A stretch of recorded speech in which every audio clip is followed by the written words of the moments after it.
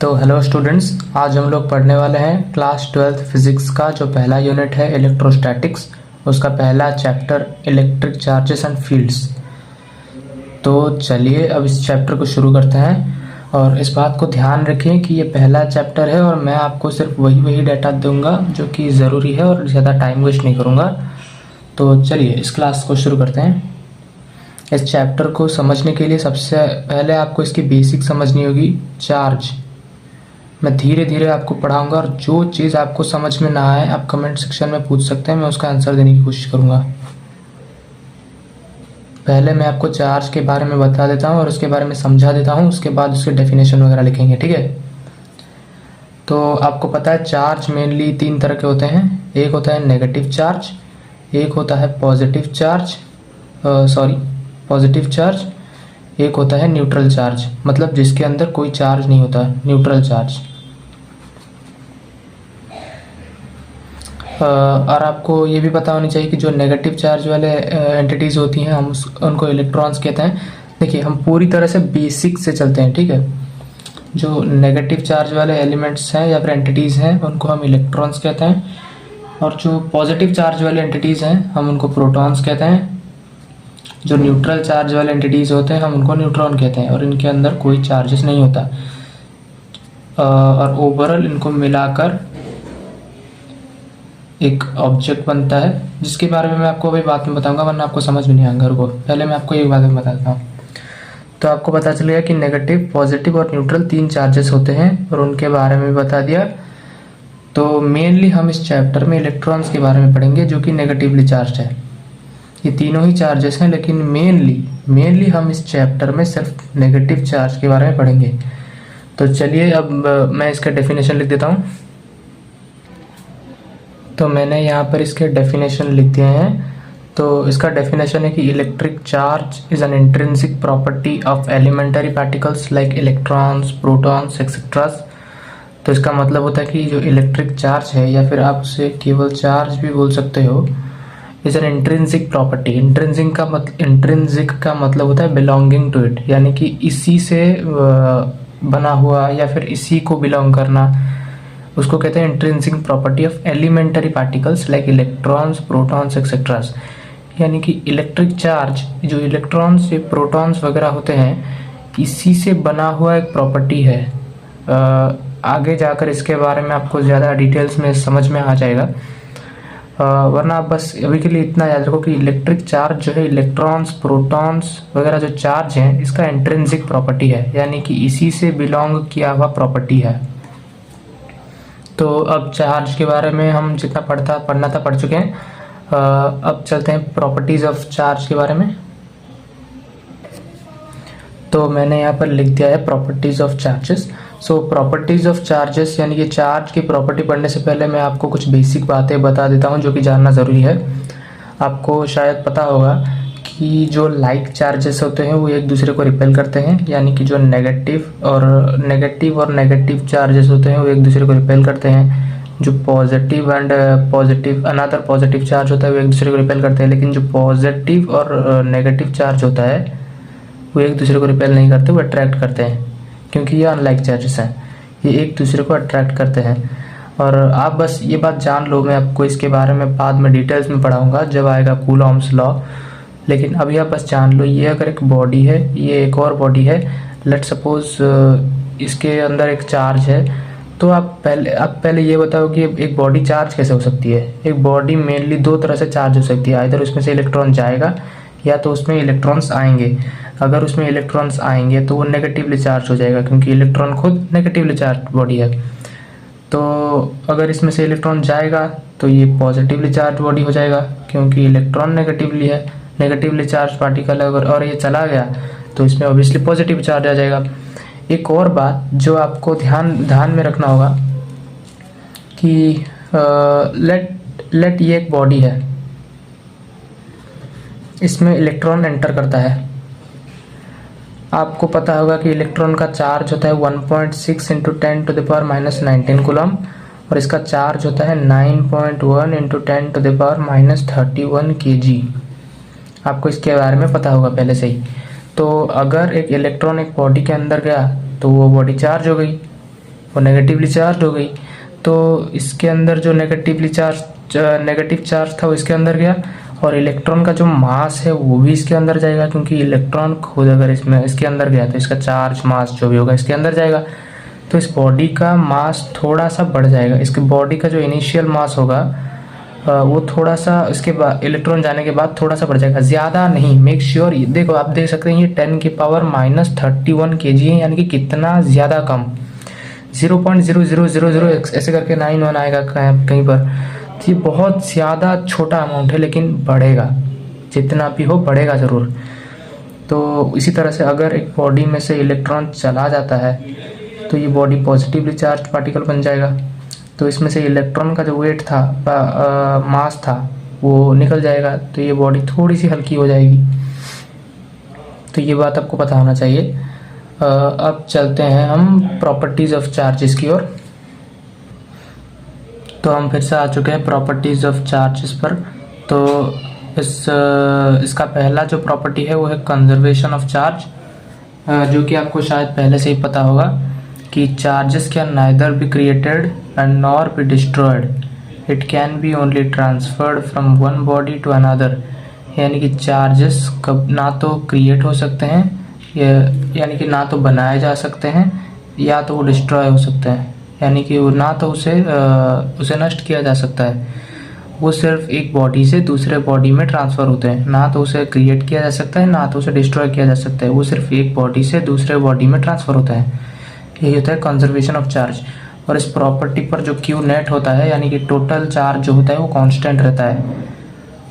चाहे इस बॉडी पर जितना भी अलग अलग टाइप के चार्ज हों, वो टोटल कांस्टेंट ही रहेगा। सिर्फ एक बॉडी से दूसरे बॉडी पर ट्रांसफ़र होगा, वो कभी भी ना तो क्रिएट हो सकता है, ना तो डिस्ट्रॉय हो सकता है।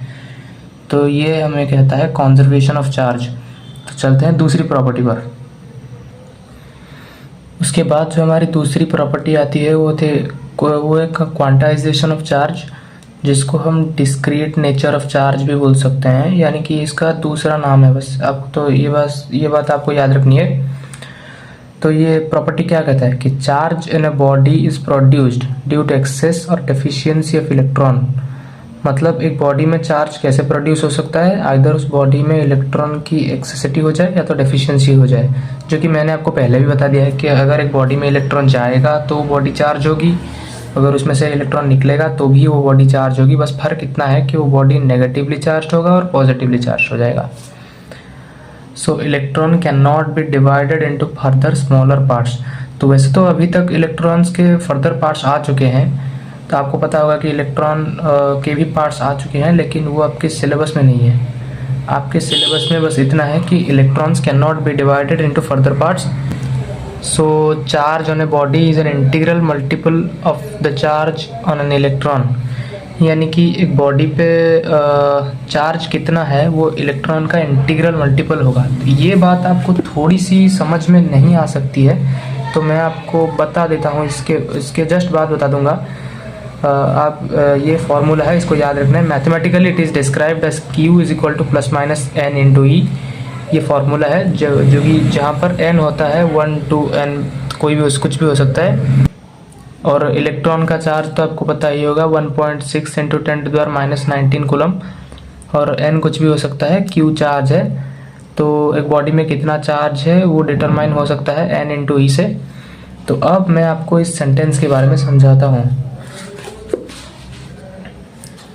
इस सेंटेंस पर लिखा हुआ था कि electrons can not be divided into further smaller parts. ये फर्दर स्मॉलर पार्ट्स में डिवाइडेड नहीं हो सकते।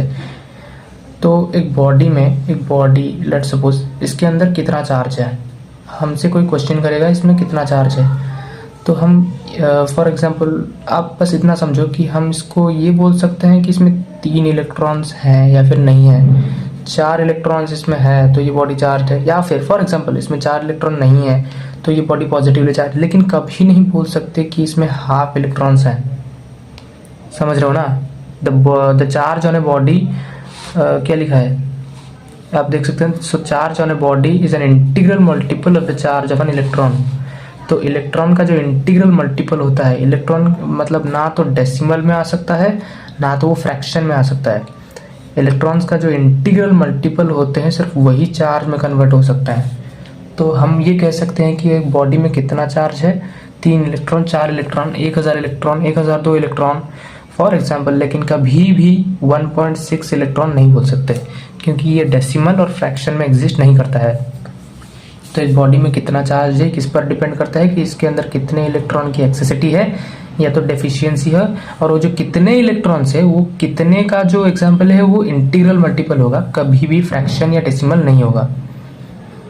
तो आपको आई होप ये प्रॉपर्टी समझ में आ चुकी होगी।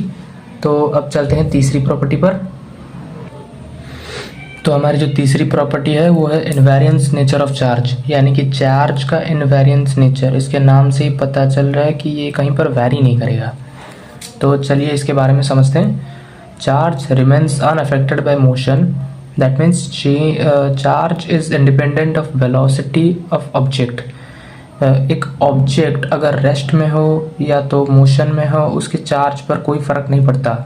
आपको पता होगा कि इलेक्ट्रॉन्स के चारों एक न्यूक्लियस के चारों ओर इलेक्ट्रॉन्स घूम रहे होते हैं। ये आपने पढ़ा है, रदरफोर्ड में पढ़ा है, रदरफोर्ड एक्सपेरिमेंट में पढ़ा है और बहुत जगह पढ़ा है।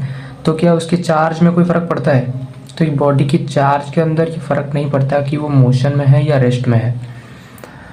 Charge of a body remains same whether it is in motion और रेस्ट। ये वही सेम बात लिखी है जो मैंने आपको बताया कि एक बॉडी के चार्ज को ये फ़र्क नहीं पड़ता कि ये मोशन में है या रेस्ट में है, वो सेम ही रहेगा।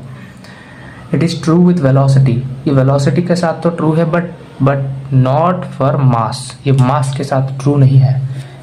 और ये माना जाता है, यहाँ पर थोड़ा सा रफ से लिख देता हूँ, ये माना जाता है कि अगर एक बॉडी मोशन में हो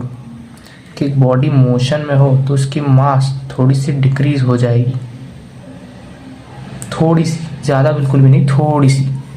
ये बस माना जाता है मतलब ट्रू ही है कि एक बॉडी अगर बहुत ज़्यादा मोशन में ट्रैवल कर रही है तो उसकी मास या उसकी वेट थोड़ी सी घट जाएगी। तो ये था इनवेरिएंस नेचर ऑफ चार्ज। आप इसका स्क्रीनशॉट ले सकते हैं या फिर इसको नोट कर सकते हैं। मैं प्रेफर करूँगा कि आप नोट कर लें ताकि आपको ईजी हो। तो चलते हैं अपने चौथे जो प्रॉपर्टी पर। तो ये है हमारी आखिरी प्रॉपर्टी और चौथी प्रॉपर्टी जो कि है एडिटिव नेचर ऑफ चार्ज। आपको नाम से ही पता चल रहा है कि चार्ज एडिटिव होते हैं और वो नॉर्मली एडेड हो जाते हैं। तो देखते हैं कि इसके अंदर लिखा भी क्या है। Charges are added algebraically not vectorially. Means आपने वेक्टर एडिशन तो पढ़ा होगा लेकिन वो चार्जेस में एप्लीकेबल नहीं है क्योंकि charges are scalar quantities. Charge scalar quantities होती हैं तो वो स्केलर्स की तरह ही ऐड होंगे, यानी कि अलजेब्रिकली, वो वेक्टरिकली ऐड नहीं होंगे। If a body has different amount of negative and positive charge then they will be just simply added. Let suppose ये एक बॉडी है और इसके अंदर -9 +9 1 2 -2 एक्सेट्रा चार्ज है, तो ये बस सिंपली ऐड हो जाएंगे और इसके अंदर टोटली चार्ज ये तो कट जाएगा, टोटली चार्ज होगा 1 कूलम, ये भी कट जाएगा, 1 कूलम चार्ज होगा इसके अंदर। बस टोटली बस सिंपली ऐड हो जाएंगे क्योंकि ये वेक्टर नहीं है तो इसके अंदर वेक्टर एडिशन भी नहीं होगा और ये सिंपली ऐड हो जाएंगे। और आपको ये भी समझ में आता है कि इससे आपको क्वांटाइजेशन भी समझ में आ सकता है कि इसमें टोटल चार्जेस कांस्टेंट होंगे। इसके अंदर जितने भी चार्जेस क्यों ना हो, लेकिन टोटल चार्जेस 1 कूलम भी होगा। तो इतनी थी आज की हमारी प्रॉपर्टीज़ कि चार्ज ऐसे ही ऐड हो जाते हैं स्केलर्स की तरह, वो अलजेब्रिकली ऐड होते हैं। जितने भी चार्जेस हो बस उसे आपको सम कर देना है। तो आज की क्लास के लिए इतना ही था। बाकी का जो टॉपिक है वो बाद में पढ़ेंगे। बाकी ये टॉपिक मतलब क्या, इसके बाद इसके थोड़े क्वेश्चंस करेंगे और उसके बाद हम जाएंगे कूलम्स लॉ ऑफ इलेक्ट्रोस्टैटिक पर, यानी कि एक चार्जेस दूसरे चार्ज पर किस तरह फोर्स अप्लाई करते हैं हम उसके बारे में पढ़ेंगे। तो आज के लिए इतना ही। अगर ये वीडियो पसंद आया तो लाइक कर देना। तो मिलते हैं अगले वीडियो में।